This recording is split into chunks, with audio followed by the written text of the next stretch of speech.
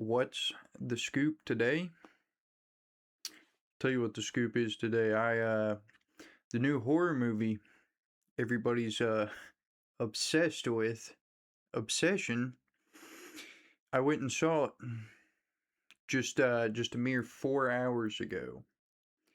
And what I can start off the rip with is it is simultaneously one of the best horror movies I have seen within my lifespan, and one of the toughest movies to sit through and watch. Now, needless to say, there's probably going to be some spoilers. So, if you haven't seen it, fucking go watch it. It probably wouldn't have the same effect if it was spoiled.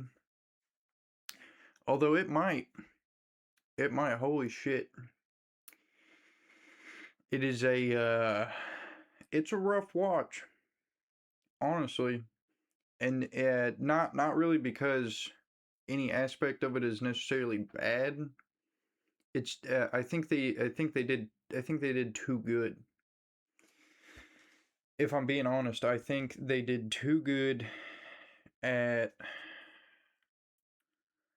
I guess, just portraying what they were trying to portray, because by God, it was definitely a walk out of the theater with a fucking 1,000-yard stare kind of movie. And yeah, it was just kind of insane. I've seen a lot of movies. I've seen a lot of horror movies. I watched a lot of the Saw franchise when I was younger. Not nearly the same effect as this movie. Not close. Cannot hold a candle. Even being the like 7 or 8 years old I was watching the Saw movies. No, and I'm a grown ass man, and I'm not one to really stand on my soapbox and bitch about a movie fucking me up or whatever. But holy shit, that was really really good. Really great in the aspect of it does a good job with just the aspect of horror that makes you uncomfortable, and you have like an anxious anticipation of the next moment that's coming up, and you can somewhat foresee what's going to happen, but normally what you think's going to happen is cranked up to 10, and not in like a cheesy, like goofy, like, oh, this is way over the top. No, it actually hits all the marks pretty perfectly to leave you at the end disturbed and sweaty and just not really feeling good about what you saw, but it was a it's a horror movie, so it did a great job when you leave the theater with that feeling. No, it basically follows the story of a feller who actually shares the exact same name as me, which was a bit fucking odd. My name's not super common, but follows this feller named Baron. His friends call him Bear. My friends don't call me Bear. Don't fucking call me that. Okay? Telling you right now. Don't fucking call me that. But anyway, follows this dude, and he likes this girl named Nikki. And to preface again, this is when the spoilers are incoming. So if you don't want the spoilers, see you later. Alligator. After a while, crocodile. Get the hell out of here. You're ruining this for yourself. You're ruining this visceral experience for yourself. But anyway, yeah, it follows old Bear. He likes this lady within the friend group named Nikki, but he ain't got the balls. He's a little bit kind of an awkward guy, kind of stumbling over his words. not really the feller she's looking for. So follows this guy, and he has a friend group. It's like 4 people. It's him, his buddy Ian, the Nikki lady, and I believe her name is Sarah. Yeah, I think her name's Sarah. But anyway, this dude is like hopelessly in love with this Nikki girl. You get the vibe from the very beginning of the movie that it's just it just wouldn't work between them two. Like, they have very opposite personalities, very kind of clashing personalities. She does not seem to be interested in him as any more than a friend. Well, she calls him because the friend group does a trivia night. And she's asking him when he's gonna be there. You know, they need to pick decent seats, whatever. I don't know how that really affects trivia, but neither here nor there. Anyway, they're on the phone. You know, they're a little back and forth riff-raff. Also, the dude's cat fucking dies. I forgot to mention that. He comes into his house after the beginning scene of the movie. His cat's fucking dead. R.I.P. Sandy. Sandy's his cat's name. R.I.P. Sandy. For real, for real. His cat's dead, so he's kind of a little bit fucked up. If my cat died, I'd be fucked up. So he's on the phone with her, and she's like, when are you coming to trivia night? We need to get a good seat. He's like, I think I'm just gonna stay in. You know, some shit's going on. I just kind of went. And she's like, no, I had something to tell you. He's like, well, you can just tell me over the phone. She's like, I'm putting my 2 weeks in because they work together. I'm putting my 2 weeks in. I'm, moving on. He's like, holy shit. Because, he's trying to confess his love to her, but he can't really find the opportune time. And he thinks he has more time, but all of a sudden the bombshell is dropped that, no, buddy, you're running out of time. It's do or die. It's get in there like swimwear or go nowhere, I guess. I don't know, I couldn't think of a rhyme. Bit scrambled, but anyway. So they're on the phone, blah, blah, blah, blah, talking. She drops the bombshell. And then towards the end of the call, she drops a crystal necklace down the sink. It's gone. You can't retrieve anything from the sink. You can't take out the P-trap and retrieve the necklace. Everybody knows that. Once it goes down the sink, it's fucking gone. It's fucking gone. Down the sink. So him being the simp that he is like, oh, I'm gonna stop and get this girl that I'm hopelessly in love with a replacement necklace because, I'm a nice guy. I'm a good guy. I'm a chill guy. Then he gets a little bit of magic in him. Now, anyway, so he goes to this shop and he's shopping for her necklace, and he's like, man, these shits are kind of lame, man. She wouldn't like that. So he goes looking around the store, and he finds this thing, this little fucking Toblerone looking box called a One Wish Willow, which is a stick with holes in it. It's a hollow stick with holes in it.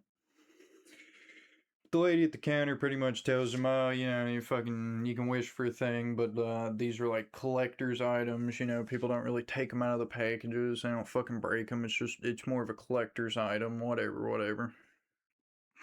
So this dude, he's like, fuck it, I'll buy one. So he buys one.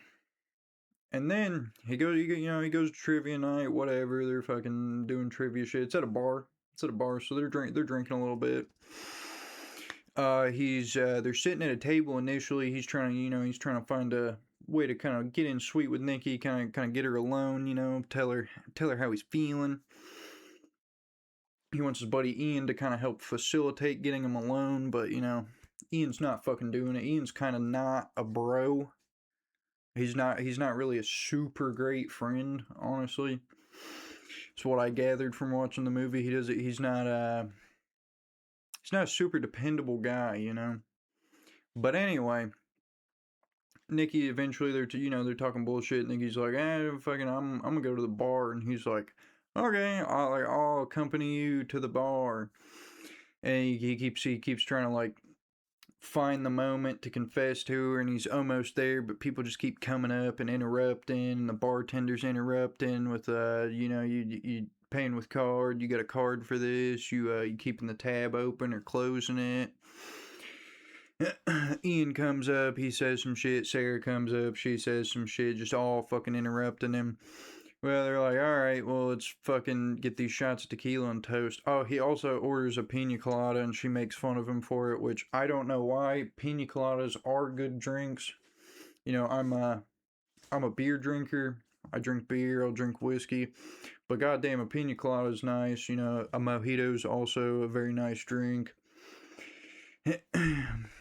To each their own, you know, whatever you want to drink. I don't really think it's feminine unless you're drinking those weird fucking blue drinks from like TGI Fridays or fucking Applebee's or something. You know, it's more of a woman thing. But just having a classic fucking pina colada, dude. Who's gonna call you a bitch for that? Somebody that might be a bitch themselves. But anyway, so she's fucking riffing on him for ordering the fucking drink. Blah blah blah. She gets shots of tequila for everybody, you know, once they're up there, and they're like, oh, let's have a toast, and he's like, to Sandy, his cat, his deceased cat, to Sandy. Nobody fucking bats an eye, dude. They'll put the shots down. He doesn't like the taste of alcohol, you know, as evidenced by the pina colada, so he just kind of does a little sippy sip on his shot. He doesn't fucking down the whole thing. But anyway, Ian and Nikki don't seem to give a fuck about why they're toasting to his cat, but Sarah hangs back and is like, why are we toasting to Sandy? What's wrong with Sandy? And he was like, well, my cat Sandy died. And she's like, oh shit, I'm so sorry. And gives him a hug, you know. So it's like, wow, this is a decent character, you know. This is a decent lady character that seems to give a shit about him. Whereas the woman he's hopelessly in love with does not really seem to give a fuck at all. So, I mean, if I was this dude in this situation, wouldn't have broke the stick and wished for Nikki, because holy shit, she's not even that cool of a person, really. It doesn't seem like. Like, my cat died, and I was like, you know, toast to my cat, toast to Sandy, and nobody fucking asked me about it, dude. I'd be pretty pissed off. And if one person was like, oh shit, dude, why are we toasting to your cat? And I was like, they're dead, and they're like, oh fuck, man, I'm sorry. Like, I would fuck with that person heavier than before. But anyway, so they go do their little trivia bullshit, and then afterwards, the Ian fellers like, let's go to karaoke, you know, let's do some karaoke, whatever. And Nikki's like, I'm tired, I don't wanna, and then fucking old Bear's like, yeah, I can take you home, actually. I'll, I'm not feeling it, I'm not feeling the karaoke, I'll just, give you a ride home on my way home. So they're chatting in the car, whatever. And then she tells him that Sarah likes him. She's like, how do you feel about Sarah? And he's like, we're really good friends. And she's like, well, Sarah has a crush on you. He doesn't give a fuck. He keeps bumbling to fucking confess to Nikki how he feels. And he eventually lets her walk into the house without admitting his feelings. I believe she even asks... I think she asks him if he likes her, and he's just like, no. That might be later in the movie. I might be misremembering that part. But anyway, he doesn't do it. She walks into the house, and then he's like, I have the wish. I have the one wish, Willow. I'm assumedly he's not expecting it to work, so he just kind of does it on a whim. So he pulls this thing out of the box, makes his little wish that Nikki would love him more than anybody in the world, and snaps this stick. And immediately, she's standing on the porch. And she comes out to the car, and, they're talking, and she's like, I wouldn't mind if you came inside. My cat just died. And he's like, huh? Your cat just died? And she's like, oh, no, I'm sorry. I don't know what's wrong with me. Your cat just died, so I figured, you might actually want some company. And he's like, no, no, no. He's like, this, this is a little weird. You're acting kind of off. He was like, you should probably just, go in, lay down. You might be a little fucked up from the bar trivia night. And she's like, oh, no, no, no, I insist, I insist. And she's like, well, what if we go to your place? And gets in his car. And he's like, no, you need to go in. You need to go to bed. We need not do this. And she was like, my dad is dying. And I'm really messed up about that. And starts crying in his car. And he's like, oh my God, I'm so sorry. I didn't know. She's like, can we just go? So they go back to his place, she's like, well, you want to fucking... He's like, here, I have this extra room. It's like his fucking dead grandma's house or something that he inherited. He's like, we have this extra room. You can sleep in here. She's like, you need anything? Can I get you anything? And she's like, will you sleep in the bed with me? And he's like, I guess. And then it gets weird. Because she's like all about him, and then suddenly just... She snaps back into the regular Nikki and kind of fucking freaks out while they're having a little makeout session. She kind of fucking, she's like, no, no, no, what the fuck? What the hell? Which spooks him, obviously, because I'm assuming at this point he still doesn't understand that it's real. His wish is fulfilled. So he freaks out and he's like, you can just go to bed. He sleeps in a fucking pallet on the floor until she eventually makes his ass get into bed with her. He then goes to work, and because they all work together, all four of them, he proceeds to tell his buddy Ian that, like, hey, some crazy shit's going on. She was acting really weird last night. She stayed the night at my place. We didn't bang. Something about her dad dying. So anyway, afterwards, Ian takes her home, because I guess that's their normal thing, is like Ian takes her home. They have a little chat. He's like, yeah, she was probably just messed up on Molly again. And while he's having this phone conversation at home with Ian, she just shows up at his door. So she knocks, he opens it, and she's like, yeah, I was messed up on Molly, it was kind of messed up, but I shouldn't have done that to you. It's kind of weird. And she's like, I didn't feel like you took advantage of me. And he's like, I didn't, And she's like, I know you didn't. That's what I'm saying. Like, nothing's wrong here. And she's like, but I do like you. And he's like, what? This is weird. You've shown no signs of this before. But anyway, he kind of goes along with it. And then they have this little montage of them, like, living together and cooking together, and it looks all good and sweet and innocent. And then it's not. And then he's like laying in fucking bed, and she's in the corner watching him, and he's like, this is kind of fucking freaky. Can you come to bed? What are you doing? And she's like, I'm watching you sleep. I had a bad dream. I don't like the dreams when I'm asleep. I don't like them. And then I'm pretty sure she like yells at him or some shit. She does these blood curdling fucking screams during the movie that just really make your skin crawl and riddle you with anxiety. So she does that, and it's very fucked up, creepy scene. And then she's like, she's screaming like, why don't you love me or something. And then she puts flowers in front of her face and walks to the bed, and she's like, for Sandy. And it just continually progressively gets worse from there on out. She's acting like very weird. They I don't remember all of the movie exactly. I'm probably rambling fucking explaining this in way too much detail, but basically it gets to the point to where he's trying to go to work. She has the day off. She's gonna stay at home. And he's like, hey, she cut off a piece of his hair too. And he's like, can we please like not do that? And she's like, doing the weird manipulation thing of like, but you don't love me, you don't like that, you don't love me. And he's like, no, I just, it's a little too far or whatever. And she's like, okay. And he's like, well, I'm glad we cleared this up. I got to go to work. She's like, okay, I packed you a lunch. Here you go.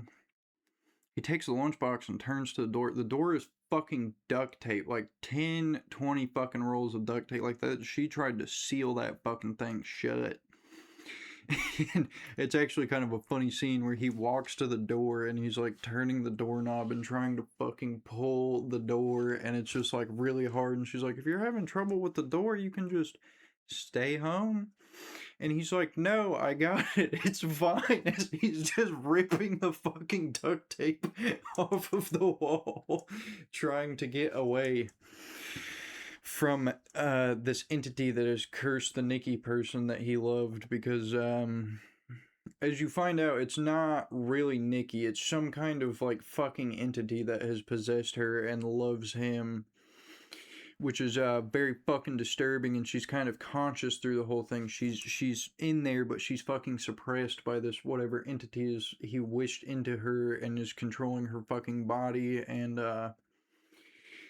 making it seem like she loves him, which is it's dude should have known, because within the wish mythos, wishing of things, I'm pretty sure the genies state you cannot wish for somebody to love you, and you cannot wish for more wishes. I'm pretty sure there's another one, but I can't remember it. But I do know no wishing for more wishes, and do not wish for love, because it is somehow going to bite you in the ass and go wrong.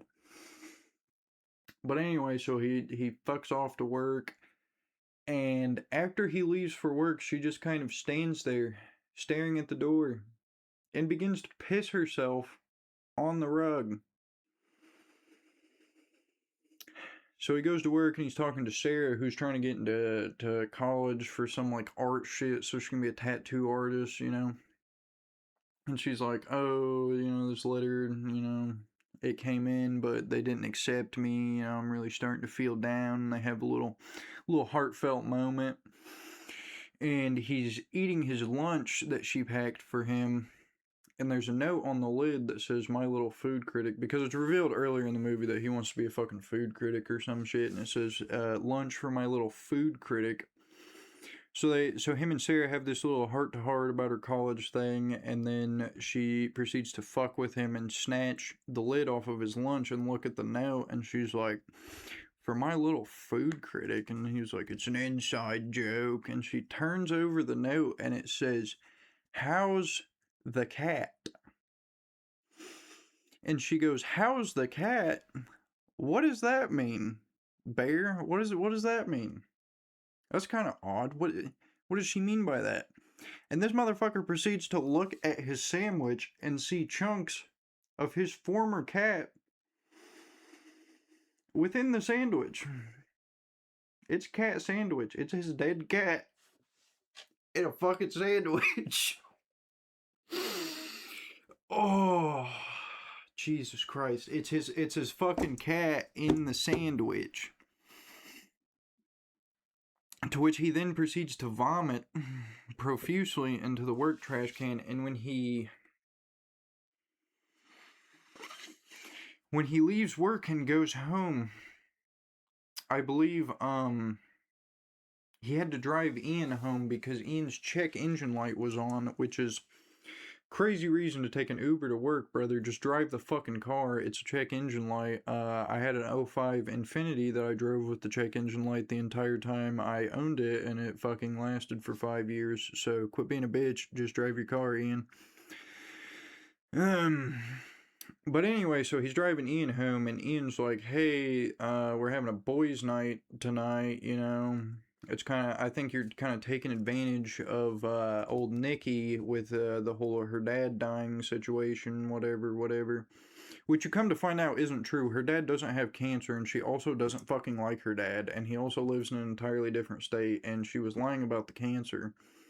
Which actually comes up during that montage that I mentioned, where he proceeds to, Ian calls him at this dinner that they're having, and proceeds to tell him that her dad does not have cancer, and he asks her about it, and she stands up in the restaurant and starts screaming about how she thought they were having a good time, and he has to kind of talk her down and make her sit back down after yelling in this fucking restaurant, everybody witnessing it.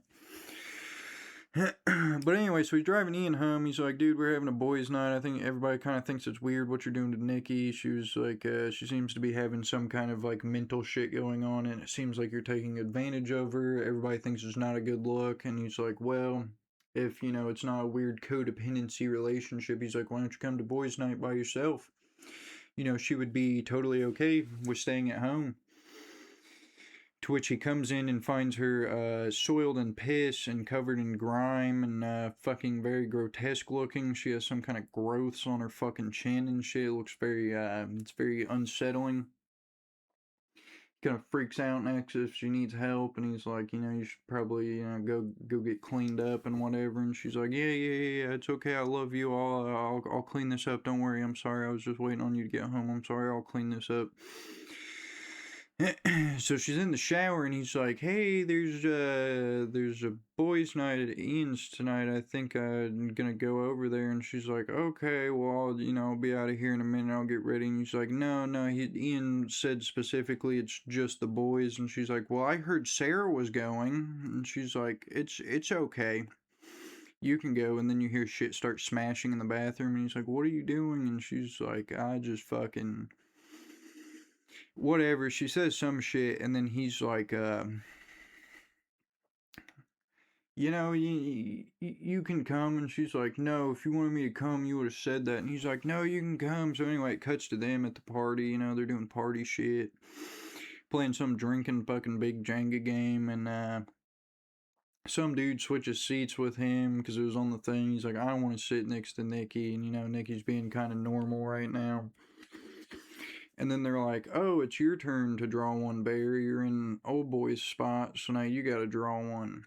Well, he draws one that says kiss the person to your left, and guess who's on his left? Sarah. To which Nikki proceeds to drag that bitch back in her chair and then sit next to him and kiss him in front of everybody. She also draws one of the things and reads a very disturbing passage from this book that she's working on.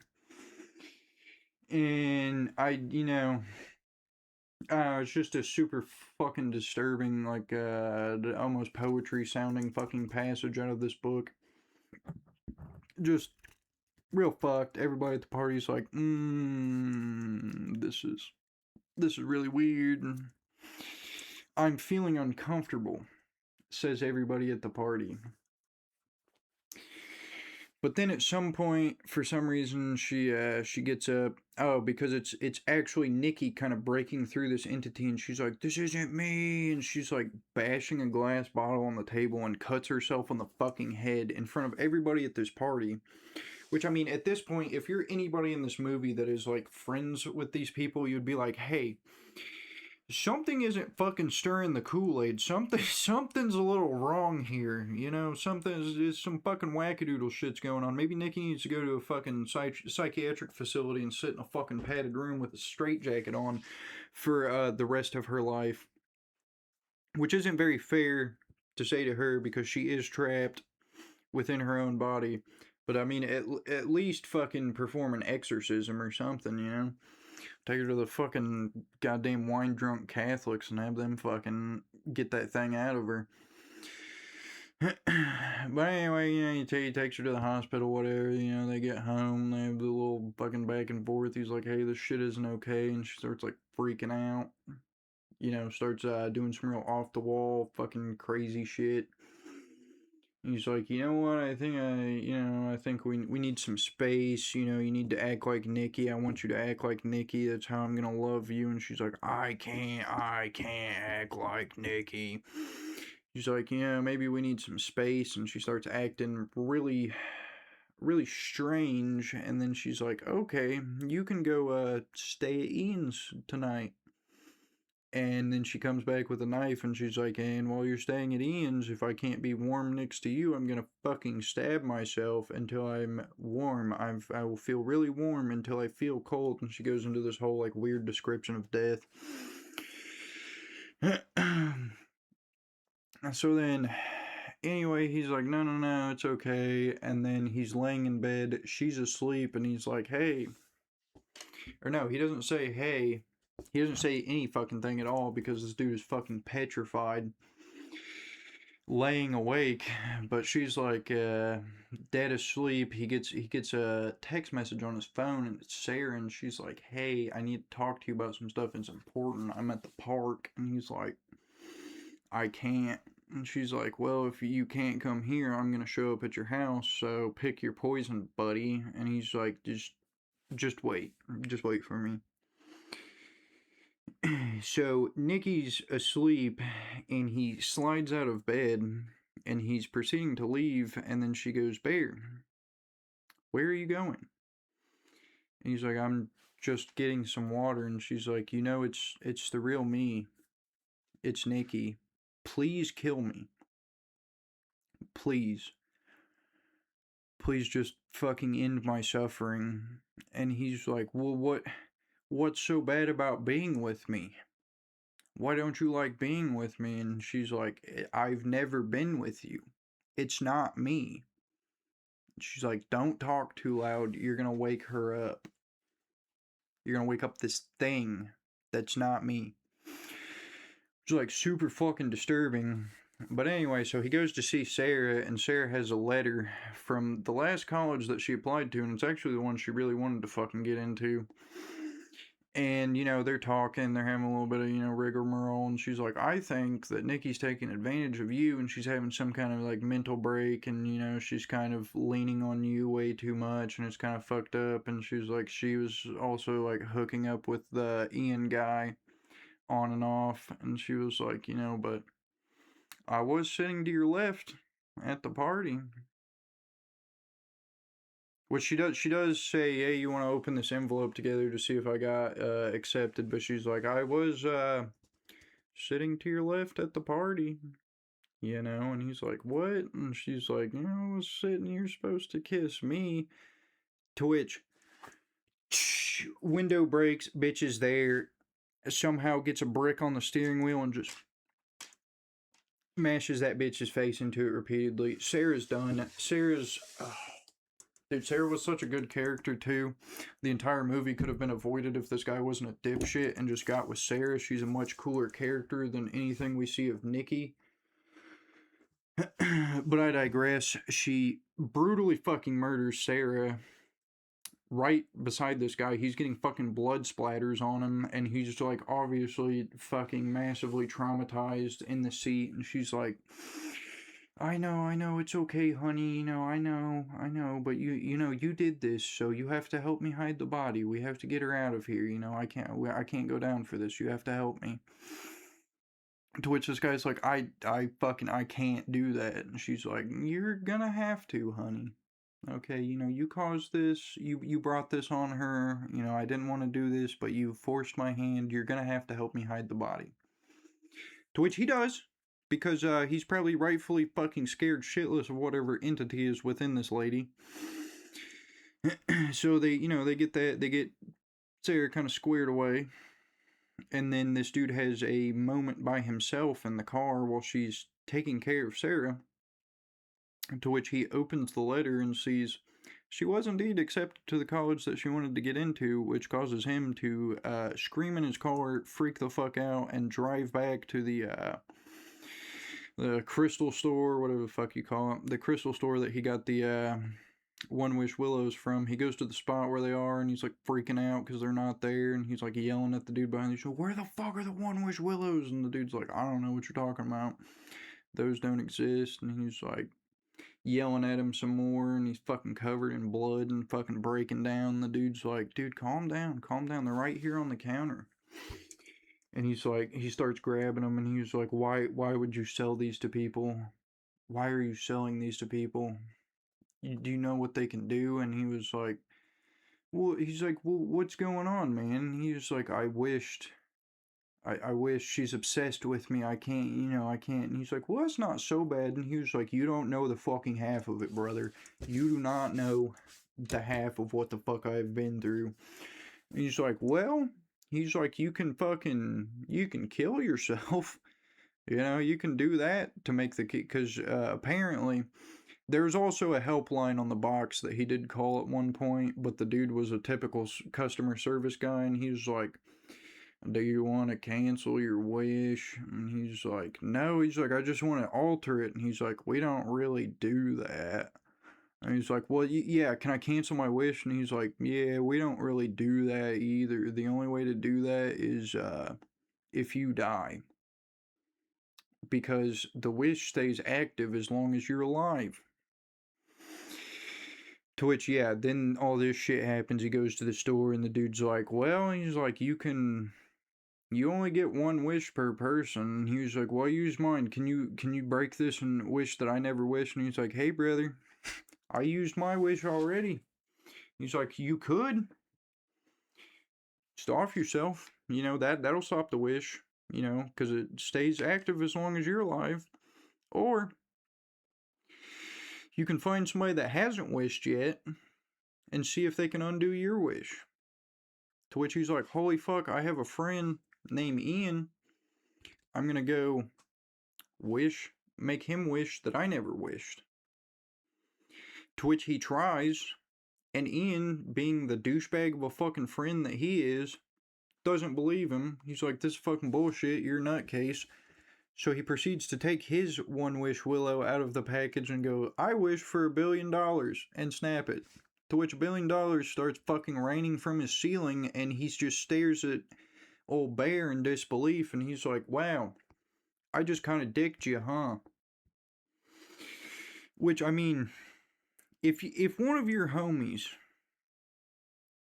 is getting with a girl that has obviously friend zoned him and wants nothing to do with him all of a sudden, and she's like clearly obsessed with him, and he brings her to a party and she starts doing the weird shit that she did, like dragging somebody out of a chair. It could have just been like a little peck on the cheek, like, haha, we kissed, whatever.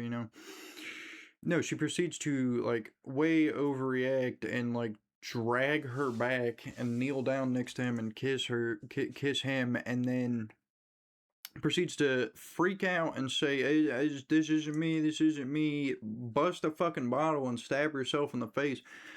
If I saw that shit going on with my homie and he pulled up and was like, hey dude, listen, I snapped this thing, I made a wish that she would fucking love me more than anything in the world, and the wish really fucking backfired, and now she's fucking insane, and a whole bunch of crazy shit's going on. Mind you, this dude is like fucking profusely sweating, covered in fucking blood on his side, and he's like fucking telling this dude all this shit, and he's just like, you're a nutcase. I don't think I would do that to my homies. If one of my homies pulled up in this situation, I would say, okay bro, I got you, we're gonna fix this. And I would say, hey, I wish that this feller never made a wish on one wish willow ever, and that his wish was entirely undone and everything was back to normal the way it was before he wished this wish. And I would break it for the homie. I would forego the $1 billion. I would forego anything that I could wish for to help the homie out in this situation if they came to me in such dire straits. But no, Ian, being the fucking douchebag non-homie that he is, just wishes for a fucking $1 billion and cracks that son of a bitch like a glow stick right in front of him.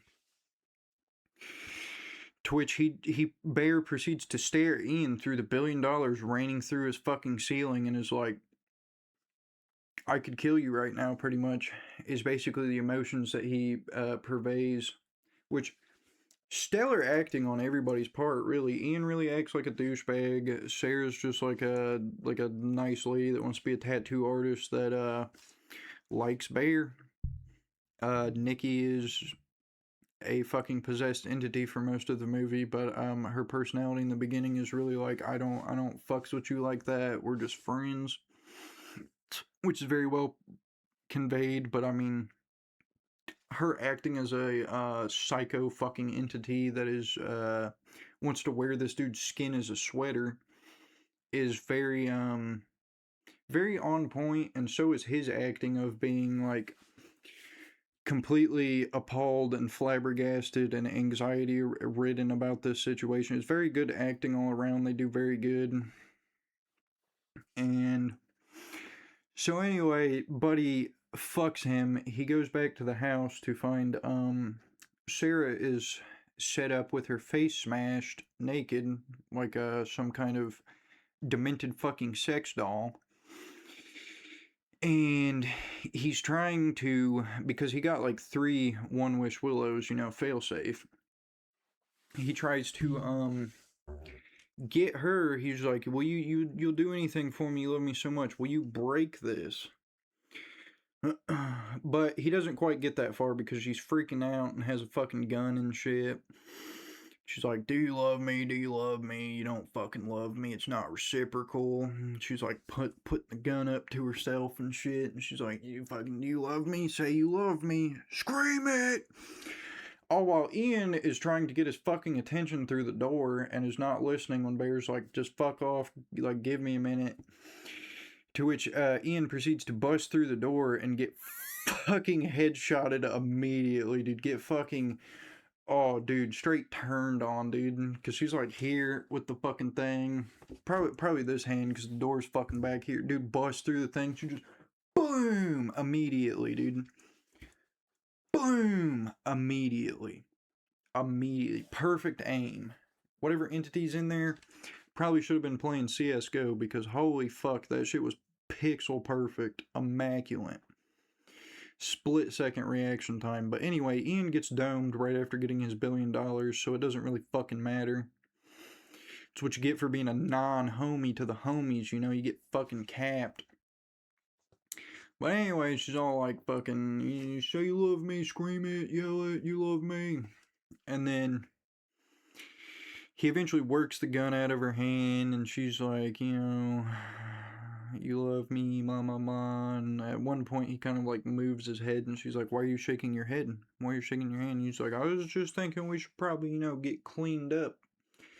So he goes to the bathroom, and she's like beating on the fucking door and yelling at him and shit. And he's like, "I just need a minute to, get cleaned up." And he fucking pulls the gun out of his pocket, and he's like, Can't bring himself to do it. Hard one to do. Oh yeah, he's also pulling a Lil Wayne, pointing where his heart was pounding. Whatever. Can't do it. Opens the medicine cabinet because it's his deceased grandma's house. Old people got them meds. There's a one of those big pill bottles, dude. It's not even like it's like one of the fucking like bigger pill bottles. It's just like most of the way filled with Oxycontins. To which he sits on the toilet and is like, "Time for a snack." Certified geeker, real geeker. Takes one. Looks like he chews it up. Certified geeker, honestly. Real geeker shit. They must have brought in for the movie production a certified geeker to work with them on this scene to show them just how a real geeker gets down. But anyway, so he chews on that and he fucking... It's like, alright, I'm ready to go. I'm ready for this fucking nightmare to be over. So he takes the rest of them. Just downs this big old bottle. And, he's proceeding to then kind of freak out after realizing what he's done and trying to make himself puke. But then, all of a sudden, he gets this weird kind of, like, he's trying to, like, and he's like, swallows up, gets up, and goes out to her. And they start having a passionate makeout session. And at this point in the movie, you're kind of thinking, what the hell's going on? Unless you're an intelligent fellow like me and you go, she broke the one wish fucking Willow and wished that he would love her as much as she loves him. At least the entity within her. And they proceed to have this little makeout sesh, and then he falls to his knees, to which she sits on the couch that is behind them, and he kind of lays over her, seizing out, foaming from the mouth. To which the entity within her freaks out and is like, no, it can't be like this. And then she picks up the gun that he had in his he put back in his pocket. She picks the gun up, fucking does a few little little of these. And then, if you remember, if he dies, the wish goes away. To which this poor fucking girl wakes back up to Bear, one of her friends. I don't know if you can call him a friend at this point because she was kind of, kind of back in there the entire time, kind of somewhat conscious of what was going on, but just being suppressed by, once again, a fucking devilish entity. But anyway, she wakes up to Bear OD'd on her lap, her friend Ian shot in the fucking head, and her other friend Sarah over there in a fucking chair, brutally maimed and naked.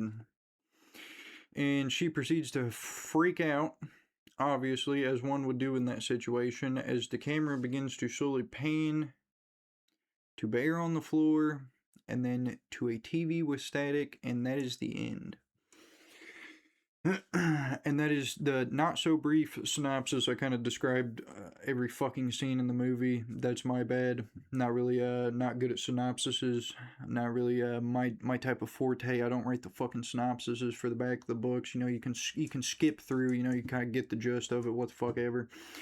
I don't care.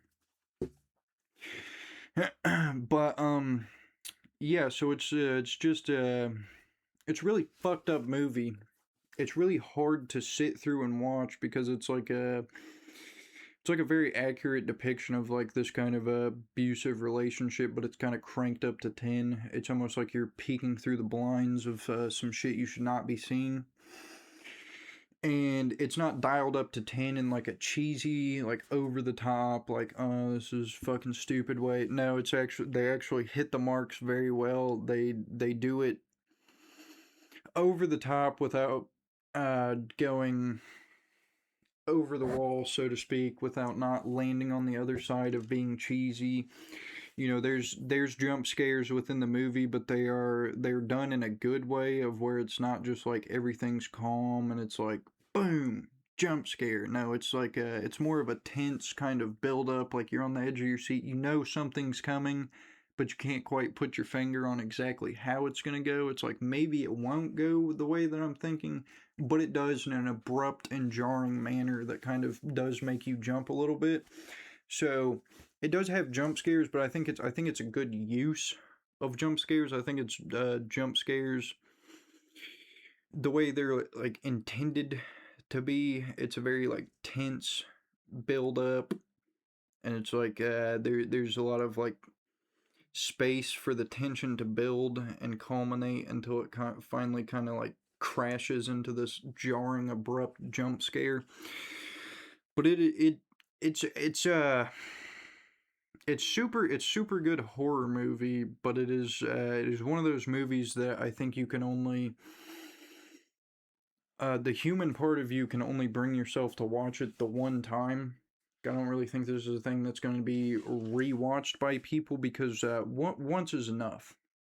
Once is enough to get the point across, get the message across, get the all of the horror, all of the spookiness that you need out of this. And it's a very interesting story in the way they take like a very basic human desire of wanting to be loved, and that be loving and wanting love reciprocated. The way they take that and they twist it into this vile, disgusting, scary, disturbing thing. They do a very good job of it. It is a 10 out of 10 movie. Very good. The acting's on point. There's some comedic relief moments, but the tension and the stress and the anxiety of the movie is so fucking high while watching it that the comedic relief has a hard time cutting through the tension. And not in a bad way that the comedic relief is bad. It's actually done in a very good, funny way. Like the helpline guy, he's like a perfect representation of calling any fucking help center for anything. He's just absolutely useless and could not give a fuck less about this guy's situation, and he's like very monotone, very funny, very good. It just it's like trying to saw through a fucking piece of metal with a butter knife. Doesn't quite make it through, but it is good to have. It's kind of like it's almost like a mirage of some sense of comfort within the movie, but it doesn't really last long, and it really just pulls you back in really quick. Although it never really takes you out. I don't know. It's just a very it's a very good film. And I keep like reiterating that point, but it's just there's a lot of slop that comes out anymore. And I'm not a big slop term guy, but the shit that Hollywood is churning out could be considered, and more than likely is, just fucking slop in every sense of the word. It's not good. They're just rehashing fucking old ideas, fucking beating dead horses, what have you. But this, an entirely different ball game, a league of its own within horror movies. And, you know, I don't really know what more to say, but just go watch the shit if you can handle it. If you're somebody that's not super easily fucking, you know, like spooked out by this shit, I guess, for lack of a better term, go watch it. Go see if you can handle it, because holy fuck, it got me. It fucking it had me on the walk out of the theater, fucking 1,000-yard stare. I was like, I do not want to talk about the movie right now. Just wait until we get into the car. At least I need a second to fucking process the absolute horror that I just witnessed. And it's to reiterate again, it is not like a back rooms where it is a waste of an hour and fucking 40 minutes. No, this is I guess good use of an hour and 40 minutes. It definitely does what it set out to do, and I mean that's really all you can ask from a movie, is that it does what its intended purpose is, what it was made for. And yeah, you know, just it does a very good job. But holy fuck, man, that's a movie that'll stick with you for at least a week. And if it doesn't stick with you for a little bit, then you know you're just you're stone cold son of a bitch. Props to you. You got some fucking cojones on you, you know. And I know it. You know, it's just a fucking movie. I know that. I'm not gonna fucking lose sleep over it or anything, but it is, you know, goddamn, it was a fucking knock out of the park. Fucking it had me anxiety ridden on the edge of my sweet seat. I was fucking sweating in the theaters, you know. I was bring some deodorant with you, because I was definitely going through the fucking pits of my shirt. Had some swamp ass going on.